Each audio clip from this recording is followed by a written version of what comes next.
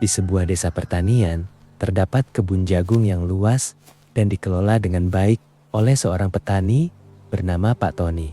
Kebun tersebut berada di daerah dataran rendah dengan tanah subur, cukup sinar matahari, serta pasokan air yang baik.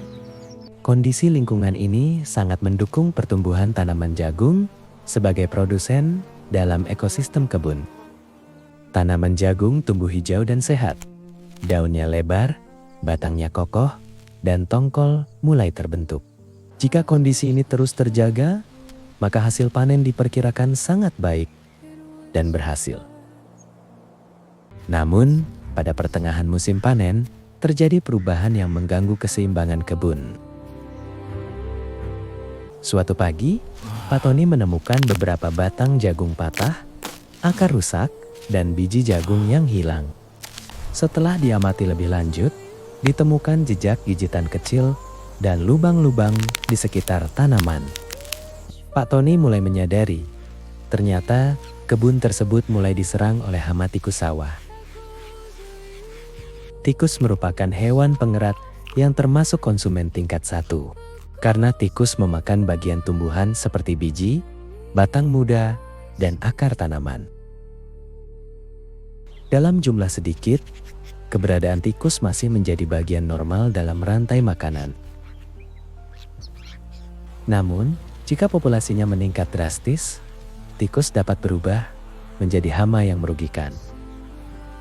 Pada malam hari, tikus-tikus keluar dari sarangnya dan menyerang kebun jagung secara berkelompok.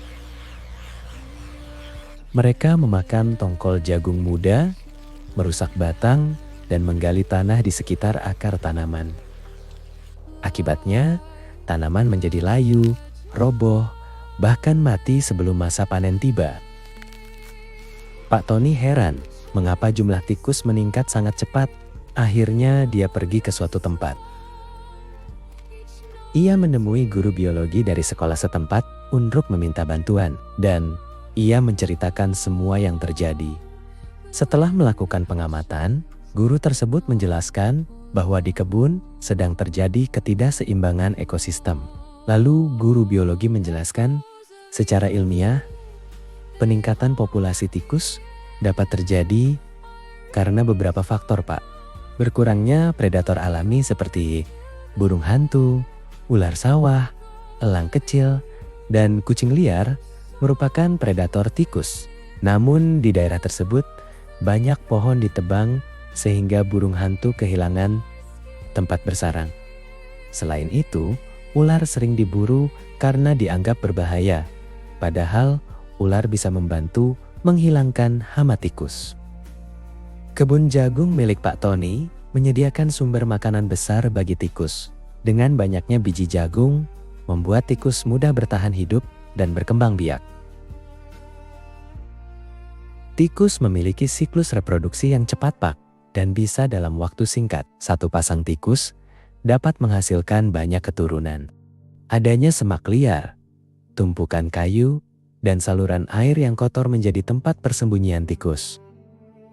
Sehingga serangan tikus tidak hanya merugikan petani secara ekonomi, tetapi juga mengganggu hubungan antar komponen ekosistem. Hingga produsen bisa menurun karena banyak tanaman rusak akibat konsumen ke-1. Konsumen lain terganggu karena sumber makanan berkurang dan tanah menjadi rusak akibat lubang-lubang tikus. Keanekaragaman hayati juga bisa menurun jika pestisida digunakan berlebihan. Jika dibiarkan terus-menerus, kebun dapat mengalami gagal panen. Jadi, saya menyarankan agar Pak Tony menggunakan metode pengendalian hama terpadu. Pengendalian hama terpadu yaitu pengendalian yang ramah lingkungan dan menjaga keseimbangan ekosistem. Bagaimana caranya, Pak, agar saya bisa menggunakan metode pengendalian hama terpadu itu? Ucap Pak Tony. Pak Tony bisa memasang rumah burung hantu. Burung hantu adalah predator alami tikus yang sangat efektif berburu di malam hari.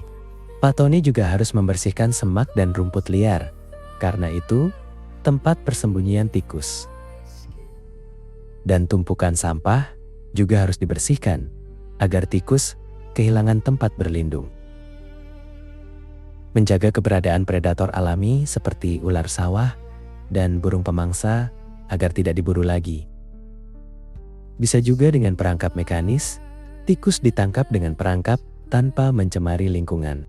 Penggunaan pestisida secukupnya dan hanya digunakan jika sangat diperlukan agar tidak merusak organisme lain. Mendengar penjelasan guru biologi, Pak Tony tercengang karena selama ini ia sudah salah bertindak.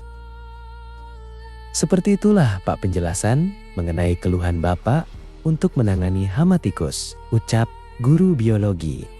Wah, terima kasih banyak Pak.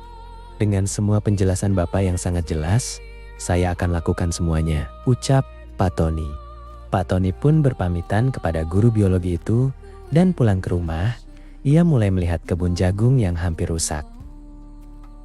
Ia melakukan semua yang dijelaskan oleh guru biologi itu, mulai memasang rumah burung hantu, membersihkan semak, menjaga keberadaan predator alami, dan memasang perangkap mekanis. Pak Tony juga tidak menggunakan pestisida lagi. Semua ia lakukan dengan bersungguh-sungguh dan semangat. Bagi Pak Tony, ini adalah pengalaman yang sangat berharga. Ia lakukan itu sesuai anjuran guru biologi. Beberapa minggu kemudian, populasi tikus mulai menurun. Burung hantu sering terlihat berburu di malam hari. Tanaman jagung yang tersisa tumbuh lebih baik dan sebagian besar berhasil dipanen oleh Pak Tony. Ia pun sangat bahagia.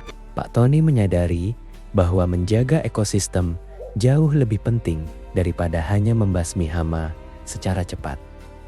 Ekosistem adalah hubungan timbal balik antara makhluk hidup biotik dan lingkungan fisik abiotik. Jika salah satu komponen berubah, maka keseimbangan ekosistem dapat terganggu. Dalam kasus kebun jagung, produsen adalah jagung. Konsumen satu adalah tikus. Konsumen kedua adalah ular, burung hantu, kucing, dan pengurai adalah bakteri dan jamur. Jika predator berkurang, populasi tikus meningkat dan merusak tanaman. Oleh karena itu, keseimbangan rantai makanan sangat penting dalam menjaga kestabilan ekosistem. Masalah hama bukan hanya soal pertanian, tetapi juga soal ekologi. Solusi terbaik adalah menjaga hubungan alami antar makhluk hidup, bukan merusaknya. Pembahasan serangan hama tikus di kebun jagung dan contoh ketidakseimbangan ekosistem sudah selesai. Mari contoh apa yang dilakukan Pak Tony. Dan jangan lupa untuk like, komen, dan share video ini. Bye-bye teman-teman.